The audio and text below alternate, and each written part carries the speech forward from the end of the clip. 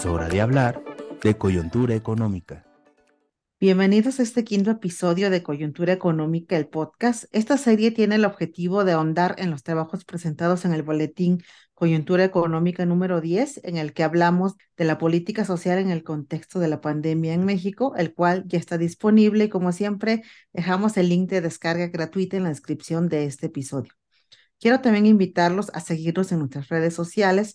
Nos encuentran en Facebook y Twitter como Coyuntura Económica YEC y pueden escucharnos en el canal de YouTube oficial del Instituto de Investigaciones Económicas y en nuestra cuenta de Spotify Coyuntura Económica YEC.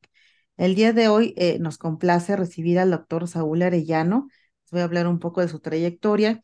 Él es doctor en Economía, Pobreza y Política Social por la Universidad de Baja California, maestro en estudios avanzados en literatura hispanoamericana, maestro también en sociología por la Universidad para el Desarrollo del Estado de Puebla, maestro en econometría por la Sociedad de Altos Estudios Europeos de España, licenciado en Ciencias de la Comunicación y licenciado en Filosofía por la Facultad de Ciencias Políticas y Sociales de la UNAM.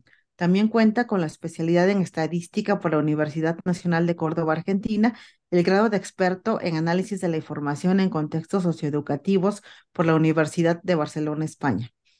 Es académico en la Facultad de Derecho y en la Facultad de Economía de la UNAM, articulista semanal en el periódico La Crónica, fundador y director editorial de la revista México Social, mexicosocial.org. Sus líneas de investigación son historia de las ideas de la pobreza, análisis de riesgos sociales, la pobreza y el arte, nuevos riesgos sociales en México y violencia y desarrollo social y pobreza.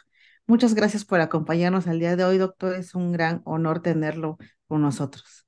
Al revés, Eufemia, el honor es mío y muchísimas gracias por la invitación. Bueno, el día de hoy, como les decía, vamos a ahondar un poco más en este quinto episodio sobre el artículo que usted escribió para el boletín llamado Del confinamiento a la parálisis, el impacto social de la pandemia en México, publicado justamente en el boletín número 10.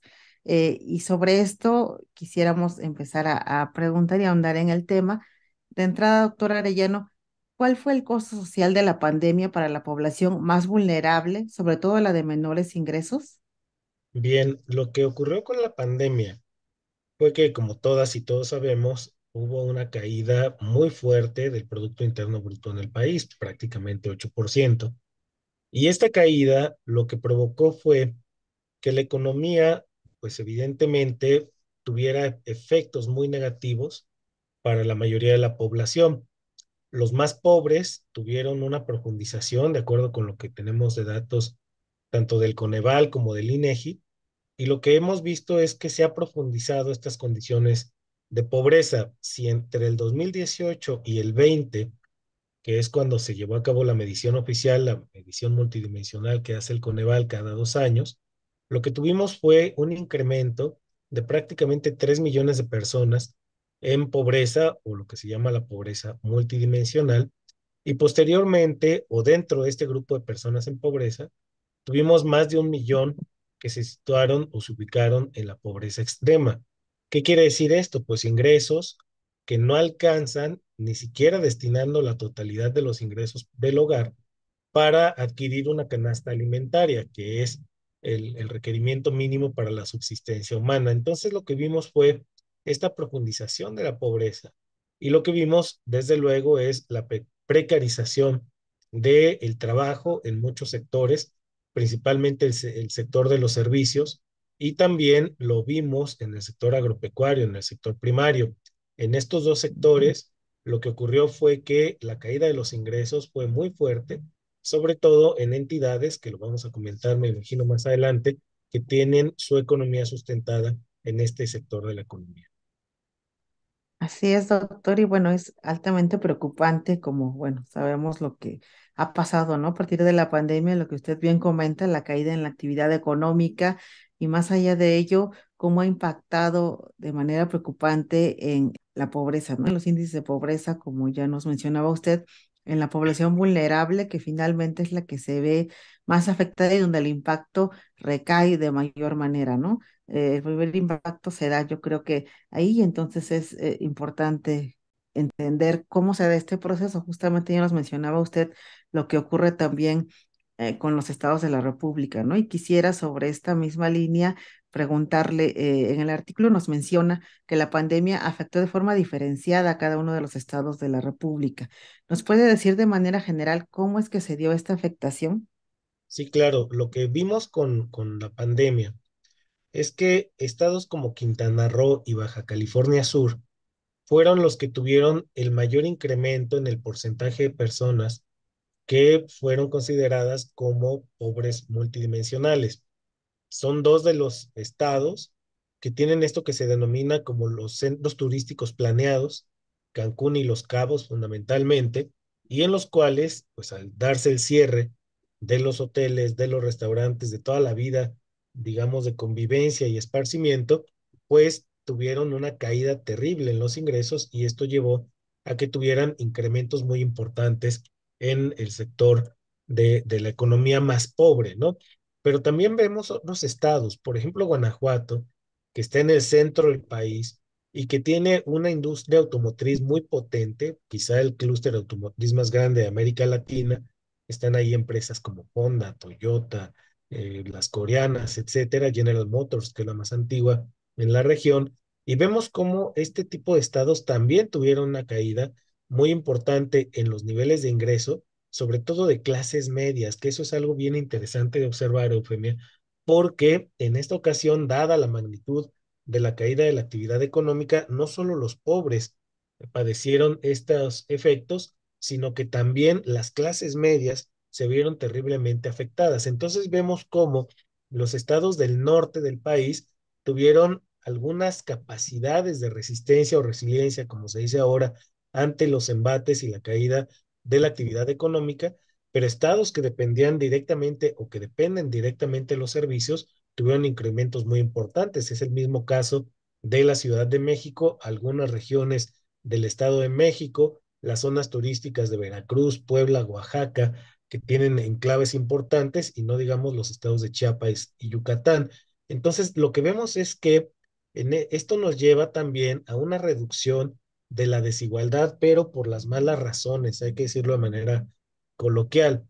Es decir, no es que se haya mejorado el ingreso de los más pobres, sino que el ingreso de los sectores medios e incluso los deciles de más alto ingreso también tuvieron reducciones importantes, de tal forma que la desigualdad de ingresos tuvo una ligera reducción en estos últimos 2 años, pero insisto, esto se debió fundamentalmente a las malas razones. Los estados que estamos mencionando tienen algunos paliativos, por ejemplo, Michoacán, Jalisco, Zacatecas, son estados receptores de grandes cantidades de remesas que en estos últimos años han incrementado muchísimo su magnitud y que les han permitido sortear de alguna manera los inclementes efectos de esta crisis, pero no así estados que dependían directamente de la actividad económica del turismo y que tuvieron estas caídas terribles. Lo que nos deja como lección la pandemia, a mi juicio, es la urgencia de recuperar esto que algunos llamamos el desarrollo regional y que implicaría una nueva forma de planeación del desarrollo, apegándose sin duda alguna al mandato constitucional establecido en los artículos 26 y 25, en los cuales se establecen pues cuáles son los criterios que debería seguir la planeación del desarrollo en nuestro país, de tal forma entonces que lo que estamos viendo es el abandono del desarrollo regional, una inversión pública del Estado muy baja, está en los niveles más bajos que hay desde pues hace 30 años, y tenemos por lo tanto una cantidad muy pequeña de inversión pública que no alcanza para movilizar o detonar la inversión privada. Todos estos factores están jugando ahí y es lo que provocó los impactos diferenciados que tenemos en las entidades de la República. Y es que realmente, pues interesante entender los motivos de estos efectos, pero también preocupante, ¿no? Podemos hablar de la polarización y que existen prácticamente dos Méxicos, ¿no? El norte y el sur, donde sabemos, como usted bien nos ha comentado, esa polarización que lleva al sur a permanecer en condiciones de pobreza en gran parte de la población, y a un norte desarrollado donde de pronto la inversión y el apoyo se vuelca, ¿no? Pensando en que pues son más productivos, más receptivos, y que de pronto no tiene mucho caso voltear a sur, lo cual es un problema, como usted también explica, un problema coyuntural y un problema de economía regional, ¿no? De qué se va a hacer en ese aspecto. Pero también, bueno, ya hablamos de esta polarización que es muy interesante, pero también en su artículo nos habla de otra parte que también se polariza, ¿no? Lo que ocurre entre los adultos mayores y los jóvenes.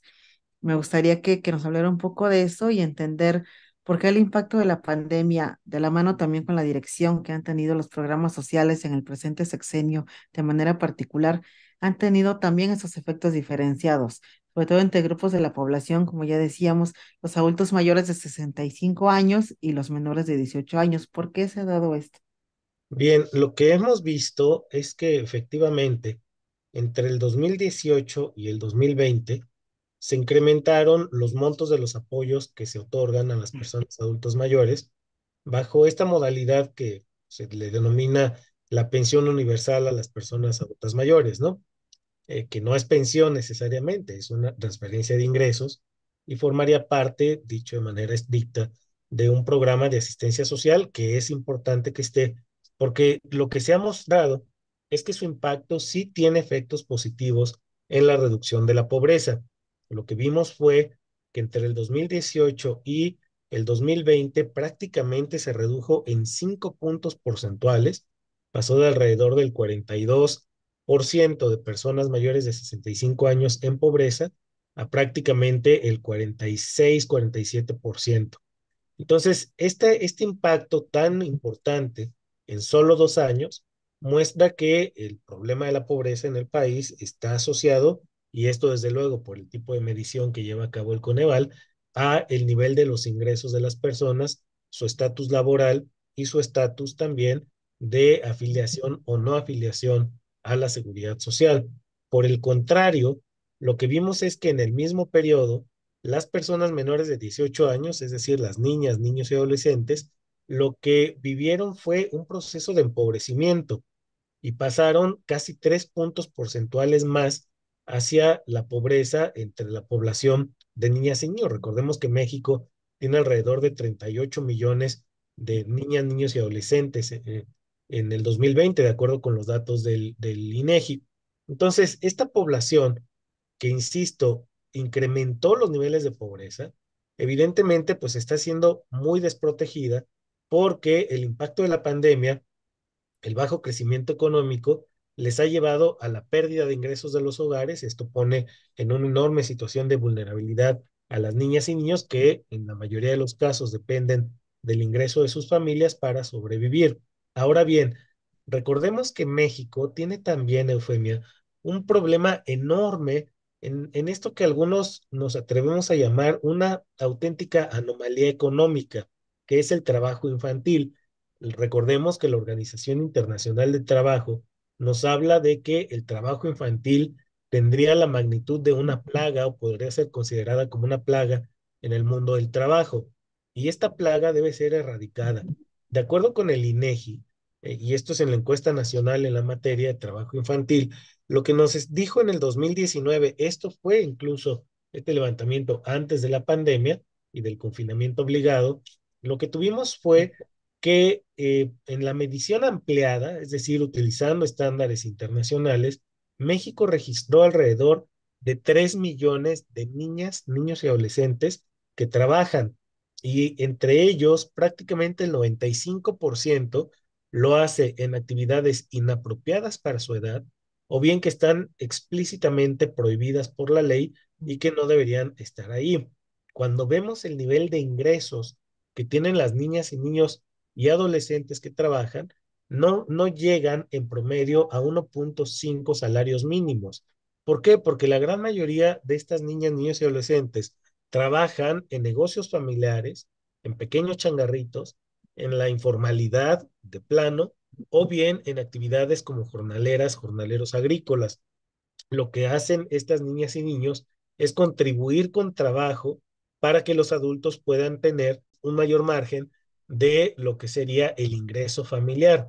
De tal forma que lo que estamos viendo aquí es un tremendo incremento de la pobreza infantil, y digo tremendo porque el hecho es, Eufemia, que desde el 2008, que tenemos mediciones comparables hasta el 2020, no ha habido una sola medición en la que México pueda decir que la mitad de la población infantil dejó de ser pobre, es decir, 50% más de las niñas, niños y adolescentes en todo este periodo han sido pobres. Esto nos lleva, desde luego, a una precarización del mundo de lo social en otros contextos, ¿no? ¿Qué implica el trabajo infantil? ¿Qué implica esta pobreza? Pues implica cosas terribles, implica hambre, por ejemplo, implica que, de acuerdo con el INEGI, alrededor de 1 millón de hogares tienen niñas y niños que no comen todo el día o que comen solo una vez al día.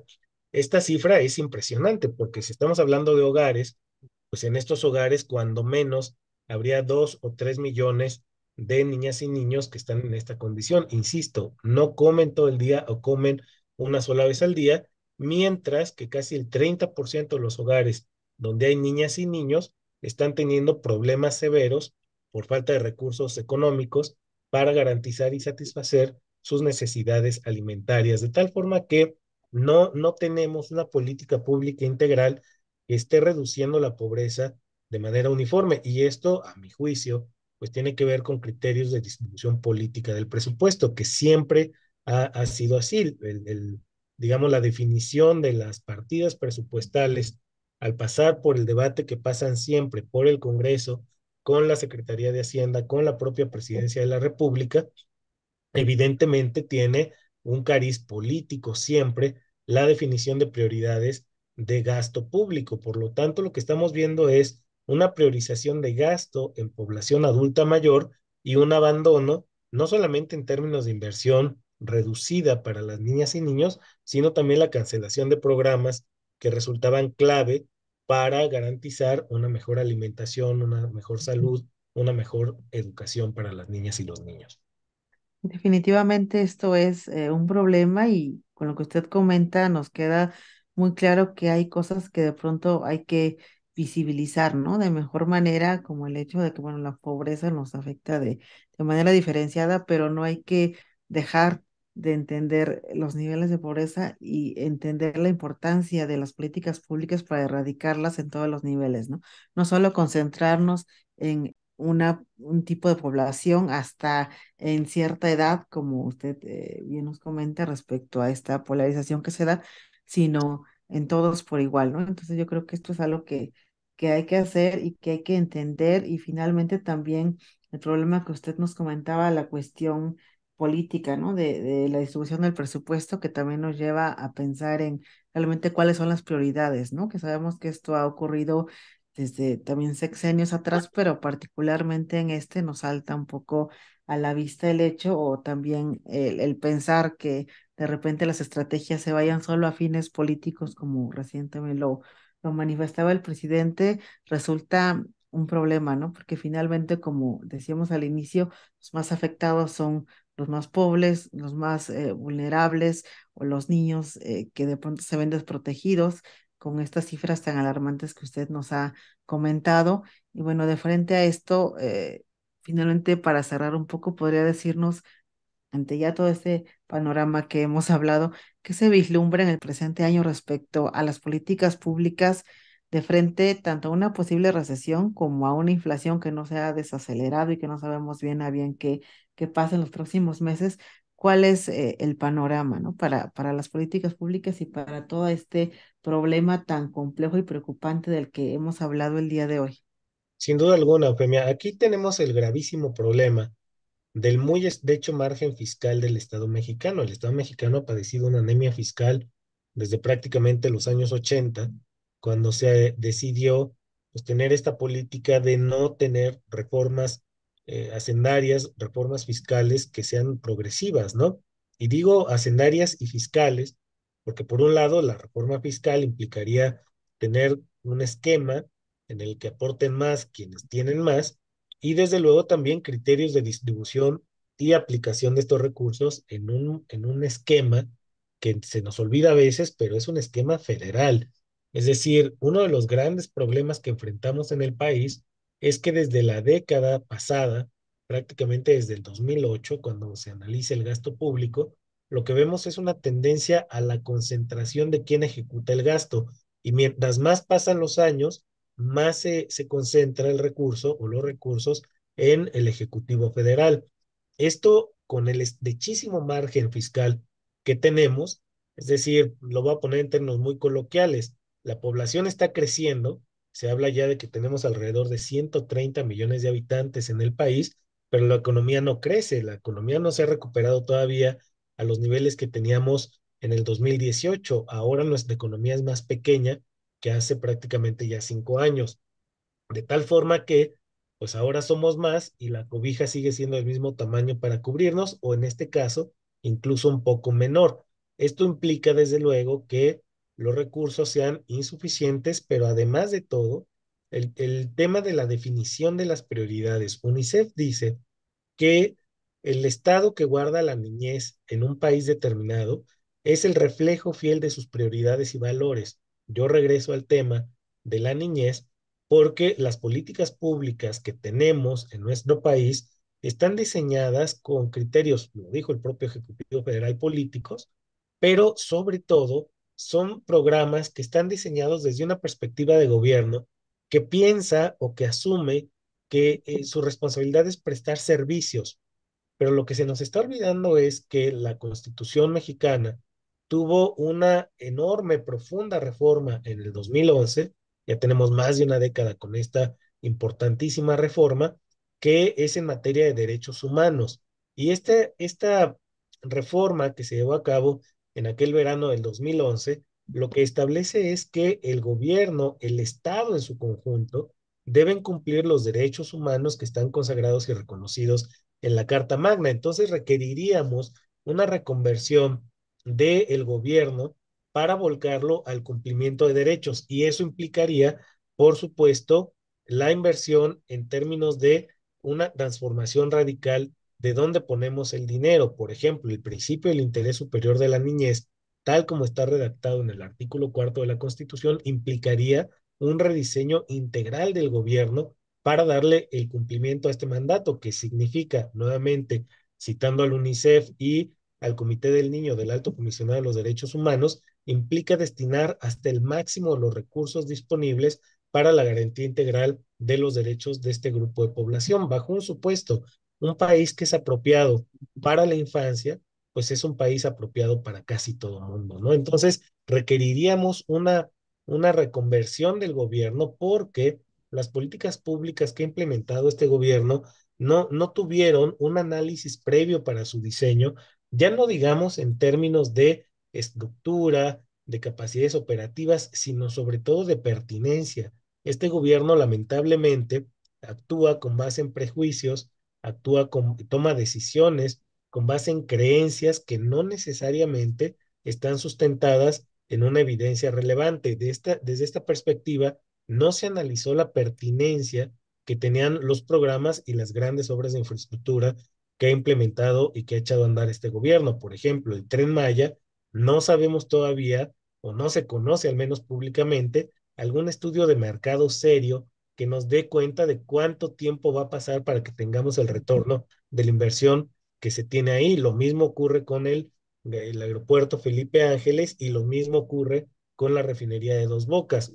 No hablemos ya también de los recursos que se están distribuyendo sin ton ni son en todo el país vía los programas de transferencias no condicionadas ahora, y que se entregan directamente a las personas. Habría que ver si esa cantidad de recursos realmente tienen la capacidad de mover al mercado interno. Los datos que tenemos y los datos de que disponemos en el INEGI nos dicen que no están moviendo lo que se llama la demanda agregada, ¿no? Es decir, no están teniendo la capacidad de provocar una nueva lógica de consumo al interior del país, y le vemos una serie de problemas adicionales.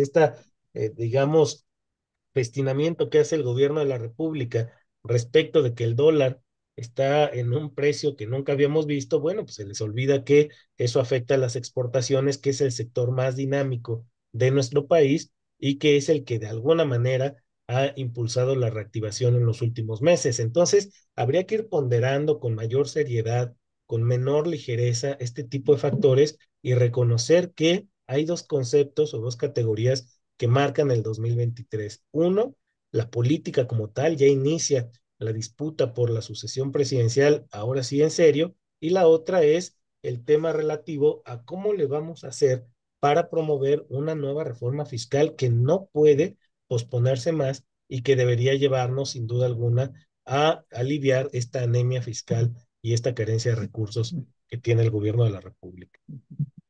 Así es, doctor. Y bueno, de entrada, totalmente de acuerdo con lo que usted comenta y decir que habrá que entender y tener claro el objetivo del Estado, ¿no? Que es el de maximizar el bienestar social, el de velar por la población.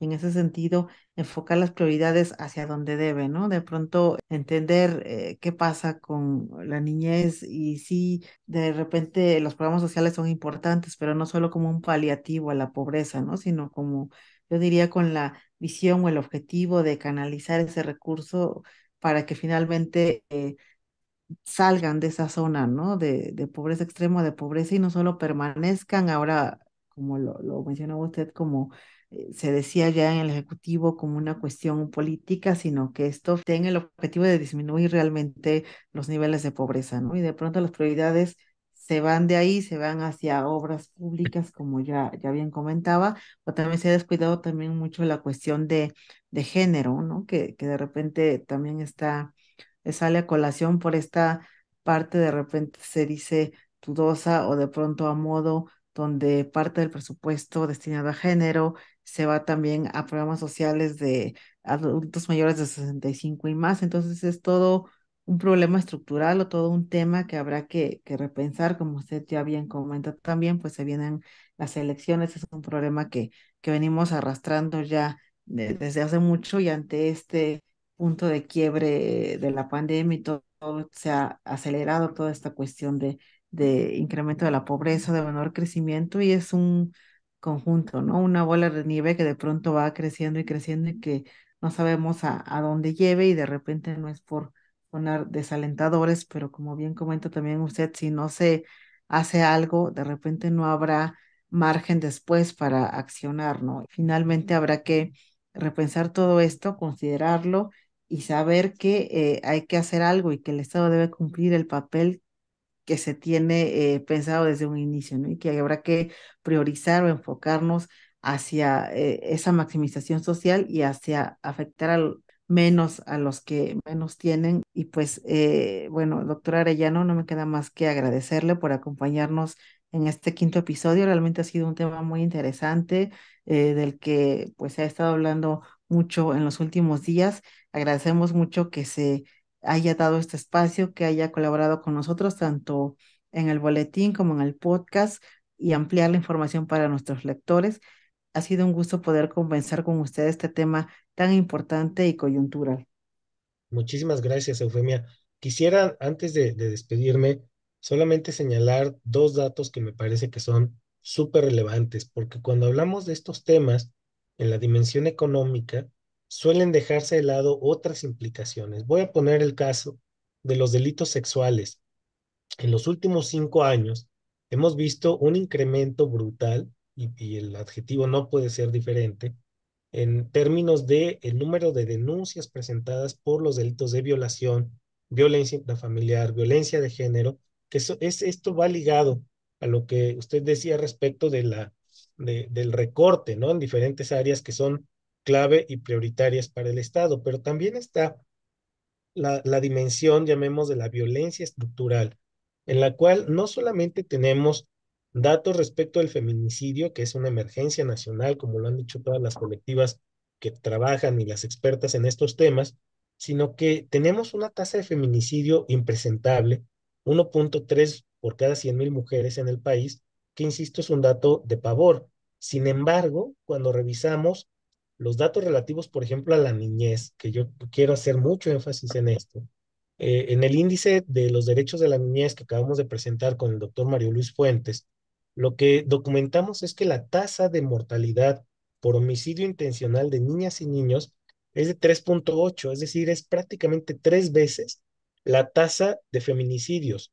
Esto es gravísimo y no hemos logrado movilizar al país para que se destinen los recursos, las capacidades, el dinero, el presupuesto y se diseñen los programas que deberíamos estar impulsando para proteger a los más vulnerables. La pobreza, cuando se vive en entornos de marginación, de rezago, pero también sobre todo de violencia, pues adquiere tintes de una vida que no merece ser vivida de pronto, ¿no? Entonces, la cuestión aquí que tenemos es cómo le vamos a hacer para convencer a este y al gobierno que venga de que requerimos un diálogo público nacional para modificar estas tendencias de inversión y estos enfoques que deben cambiar y modificarse. Yo estoy más que agradecido por la invitación a participar y escribir en el boletín y de estar aquí en el podcast. Muchísimas gracias. Muchas gracias, doctora Arellano, y definitivamente es un tema que hay que poner sobre la mesa y creo que espacios como este ayudan a, de algún modo, alzar la voz y a que se escuche la opinión, ¿no? De los expertos y de los involucrados en estos temas para que de algún modo, pues, sume, ¿no? Al análisis y a la discusión de todo esto que seguramente será así. Pues muchísimas gracias de nueva cuenta. Y bueno, recuerden que en la descripción de este episodio encontrarán el link a la descarga gratuita del Boletín Coyuntura Económica. Los invito a seguirnos en nuestras redes sociales y a dejarnos sus comentarios. Gracias por escucharnos. Nos vemos en el siguiente episodio con otro tema de coyuntura económica. Universidad Nacional Autónoma de México. Este podcast es una producción del Instituto de Investigaciones Económicas. Dirección y coordinación académica, Eufemia Basilio Morales. Dirección técnica, Sofía Camacho Hernández. Content Manager, Daniela Alexa Ramírez Medina. Relaciones públicas, Sara del Carmen Arteaga Telles. Las opiniones expresadas en este podcast no necesariamente reflejan la postura de la UNAM.